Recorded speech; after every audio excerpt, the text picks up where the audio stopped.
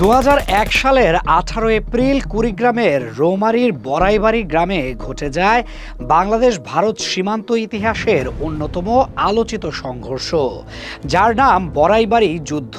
ভোরের নীরবতা ভেঙে শুরু হওয়া এই যুদ্ধ মুহূর্তেই রূপ নেয় ভয়াবহ গোলাগুলিতে।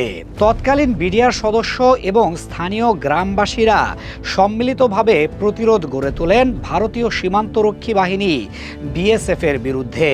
পূর্বে সিলেটের পাদুয়া এলাকায় অবৈধ ক্যাম্প স্থাপন করেছিল বিএসএফ, যা পরে বিডিআর দখল করে নেয়। এরই প্রতিশোধ নিতে বড়াইবাড়ি এলাকায় ভোররাতে প্রবেশ করে বিএসএফ সদস্যরা।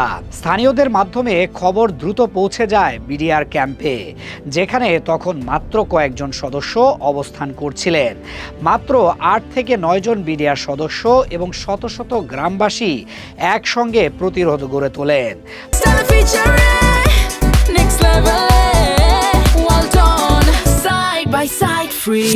প্রত্যক্ষদর্শীদের বর্ণনায় জানা যায়, চারদিক থেকে শুরু হয় তীব্র গোলাগুলি।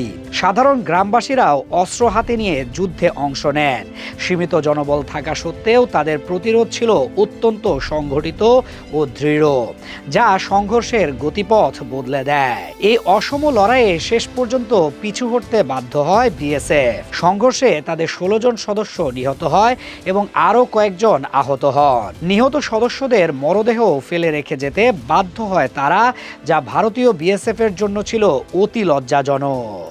অন্যদিকে বাংলাদেশের পক্ষেও শহীদ হন বিডিআরের কয়েকজন সদস্য। এদিকে নিহত এক বিএসএফ সদস্যের মরদেহ নিয়ে প্রকাশিত একটি ছবি ভারতে তীব্র ক্ষোভের জন্ম দেয়। ভারতীয় গণমাধ্যমে ঘটনাটি নির্মম হিসেবে বর্ণনা করা হয় এবং দেশটির রাজনৈতিক মহলেও এর প্রতিক্রিয়া দেখা যায়। ঘটনার পর দুই দেশের মধ্যে কূটনৈতিক উত্তেজনাও সৃষ্টি হয়। ভারত আনুষ্ঠানিকভাবে প্রতিবাদ জানায়, অন্যদিকে বাংলাদেশ জানায় তাদের বাহিনী আত্মরক্ষার্থেই গুলি চালিয়েছে। পরবর্তীতে পতাকা বৈঠকের মাধ্যমে নিহত বিএসএফ সদস্যদের মরদেহ হস্তান্তর করা হয় এবং পরিস্থিতি কিছুটা স্বাভাবিক হয়।